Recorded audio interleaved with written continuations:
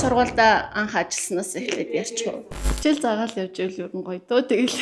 Ер нь бол өглөө орол мэдлэн ажилдаа ирэх бас нэг гоё гэрэл гэгээ баяр баясгалан гэвэл одоо манай ангийн маань хүүхдүүд идэг.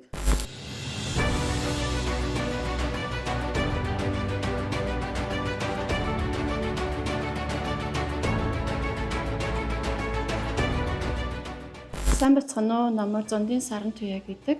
Би олон улсын хөтөлбөртэй Эрдэнэ сан сургуульд англи хэлний багшаар ажилладаг. Монгол Улсны боловсролын их сургуулийг англи хэлний багш бакалавр, гадаад хэл шинжилгээний магистр зэрэгтээ төгссөн. Багшлах гараагаа анх би Улаанбаатар хот дахь Монголын үндэсний их сургуулиас албан ёсоор эхлүүлж ирсэн. Их сургуульд ажиллаж авах хугацаанд Эрдэнэ ба үйлдвэрлэлийн барилга инженерийн ангийг дан авч 3 жилийн турш зөвлөх багшаар нь ажиллан амжилттай төгсөжсэн туршлагатай. Миний анхны шавнар маань болохоор улс их орондоо том бүтээн байгуулалтуудыг хийгээд ажиллаад явж байгаа мундаг том инженерүүд болсон байгаа. Энэ одоо нэгсэндээ миний нэг бахархал юм уу да. Багшлах нь бол миний амьдралын хамгийн том мөрөөдлүүдийн маань нэг байсан бөгөөд хүүхдүүдийнхаа одоо ирээдүйд гэрэл нэмж тэднийг амжилтанд хүрэхэд нь тус болох зорилгоор ингээд ажилладаг. Тэгээд цаашдаа ч гэсэн ингэж ажиллахыг зорддог хүн байгаа. 2017 онд анх Эрдэнэт хотод гэр бүлийнхээ хамт шилжин ирж исэн. Тэгээд Эрдэнэ сан сургуультай анх ажилд ороод одоо 9 дахь жилийн явагдсан байна. Манай сургууль зөвхөн өргөжин төлөө зөксөөгүй хөгжлийн томоохон үе шатуудыг тулсаар ирсэн. За тэдгээрээс онцлох юм бол 2024-өөс 25 оны хичээлийн жил манай сургууль нь орон нутагт анх удаа бага ангиасаа эхлэн олон улсын Кембрижийн хөтөлбөрийг хэрэгжүүлж эхэлсэн томоохон алхам болсон бидний хувьд. Энэ том өөрчлөлт нь англи хэлний багш нар бидний хувьд одоо маш том хариуцлага болсон гэж хэлэхэд болно. Сурагчдын сэтгэх, судлах, бүтээлчээр илэрхийлэх гэх мэт олон төрлийн чадваруудыг хөгжүүлэх том үүрэгтэй болж ирсэн. Өөрсдөө ч одоо шин арга зүйс оролцож өөрөөр хэлбэл ингээд сургууль маань ингээд хөгжихийн хэрээр багш нар бит ч гэсэндээ одоо хөгжөөр ирсэн гэж байгаа энэ бол баяртай байгаа минь. Англи хэлний хичээлийг заахад одоо миний өөрийн маань онцлог гэж байдаг.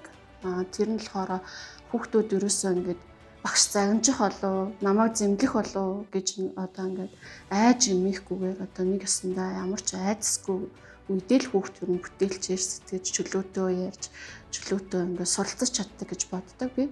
За тиймээс нөгөө хүүхдүүдийн алдааг засахаас илүүтэйгээр одоо тэдэнд алдаа гаргасан ч гэсэндээ ингээд урам зориг өгөөд тэднийг дэмжиж ингээд ажилтдаг онцлогтой.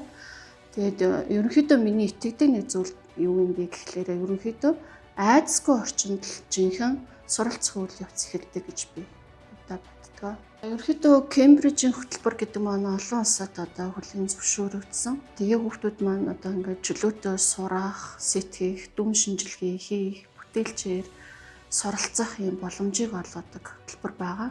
Кембрижийн хөтөлбөрийн онцлог болохоор одоо ерөнхийдөө хүүхдүүдэд мэдлэгийг одоо ингээд автоматар цээжлүүлэхээс илүүтэйгээр одоо ингээд чөлөөтөө ингээд сургах боломжийг л олгодогороо ер нь даваа талтай гэж би дүгнэж байгаа.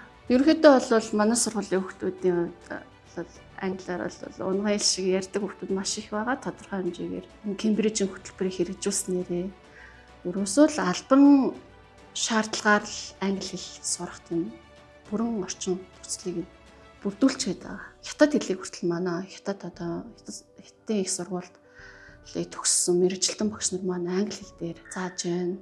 За тэгээд дээрэс нь Филиппин багш нар маань одоо бусад одоо сайенсийн хичээлүүдийг мөн англи хэл дээр зааж байна.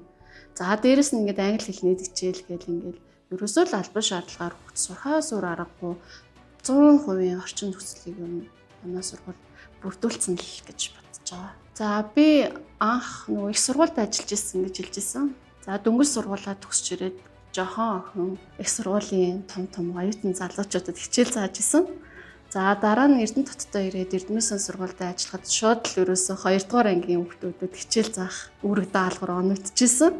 За тэгээд тэр том залуучуудаас тийм жоох хүүхдүүдэд хичээл заана гэдэг чинь миний хувьд одоо маш том сорил гэж үзэж байгаа. Одоо ингээд бодоход ерөнхийдөө би тэр сорил болгоныг юусоо нэг ягаад ч юм өөрөө нөгөө дуртай мэрэгчлээ эзэмссэн гэдэг утгаараа хайртай ажиллаа хийж байгаа гэдэг утгаараа юусоо тэр болгонд түүртдэггүй байсан. Энэ бүхний нэг учир нь юу юм бол гэж одоо ингээд бодоход намайг анх ингээд их сургууль багшлаад ирж байхад намайг Монгол Улсын одоо нэр бүхий доктор, профессор мундаг багш нар ингэж огтчааж авч исэн болвол энэ Эрдмийн сургуульд ирэхэд мөн л адил зөвлөх Монгол Улсын багш гавьяа багш нар маань надад ингэж намайг үлгийдэн авч ингээд багш болох, сайн багш болох ингэж анхны алхам гарааг маань ингээд амжилтад ингээд тавьж үжсэн болохоор одоо тэгээ нэгсэн сайн багш байхгүй байхын л аргагүй гэж боддөө шүү дээ. Маш мундаг багш нартай би мөр зэрэгцээ ажиллаж исэн 9 жилийн хугацаанд тэдгээр багш нартай ингээд энэ сургуультай хамтран мөр зэрэгцээд ажиллана гэдэг бол миний нэр хүндийн асуудал. Энэ сургуультай ингээд ажилд орохдоо 5 дугаар ангийн ангидан авч ирсэн. Одоо миний анги 11 дугаар анги. За ерөнхийдөө бол ингээ өдөр болго ингээд ажилдаа ирэх бас нэг гоё гэрэл гээ баяр баясгал гэвэл одоо манай ангийн маань хүүхдүүд идэг. Нэг удаа багш нарын баяраар миний утас дуурайд тэгэл ингээ утсаа авсан чинь нэг өөр ингээ ангийн хүүхд над руу залгаад багшаа танай ангийн хүн ингээд хүүхд өөр ангийн хүүхдэд задлцаад байна. Та яаралтай ирээч гэж би тэгсэн чинь бүр дотор зүрх пал хийгээл ерөөсөө просто хар ур дээр хурдаараа баг ингээл бүдэрч унах нь хоолгүй гүүгээл очисон чинь манай ангийнхан айгүй хөөрхөн ингээд ширээ засчихсан. Тэгээд ингээд гол ингээд надад зориулаад нэг ширээ зассан. Тэн дээр ингээд нэг хөөрхөн баярын бэлуу тавьсан. Өөрөөсөө ингээд ширээгээ тойруулаад зассан. Тэгээд 4 хүүхд болгоны уурд нэг бэлуу, хүүхд болгоны тоогоор ундаа тавьсан. Ингээд багштай гинтийн бэлэг барьж байгаа гэд ингээд сууж исэн. Тэр нь бол одоо сэтгэлээс өрөөсөө мартагддаггүй. Одоо бодох болгонд л өрөөсөө л нэг ингээд цаанаас л инээд үргэж юм шиг, баярлах юм шиг нэг гоё дурсамж санагдсан гэдэг. Эцэг эхчүүдээсээ тийм урмын үгийг сонсдог. Нэг тийм урмын үг сонсчод их л гоё, улам их хичээгээл нэг сайхан, урамтай, зоригтой ажилламаар л санагддаг да. За манай сургууль бол дэлхийн үнэтэй Монгол сургууль юутай. Одоо манай сургуулийн Кембрижийн хөтөлбөрийг амжилттай хэрэгжүүлээд явснараа ямар үр дүнд хүрэх юм бэ гэхээр хүүхдүүд маань тууштай суралцсанаар олон улсын шалгалтуудаа амжилттай хамрагдаж зохиосны оноогоо авч тэгээд дэлхийн одоо сургуулиудад хүүхдүүд маань хүлээн зөвшөөрөгдөж хаач очисон одоо биш суралцсанаа гэдэг чинь л ерөөсөө л маш гоё давуу тал маа л гэж хэлмээр байна. 30 жил гэдэг бол зүгээр нэг хугацаа биш.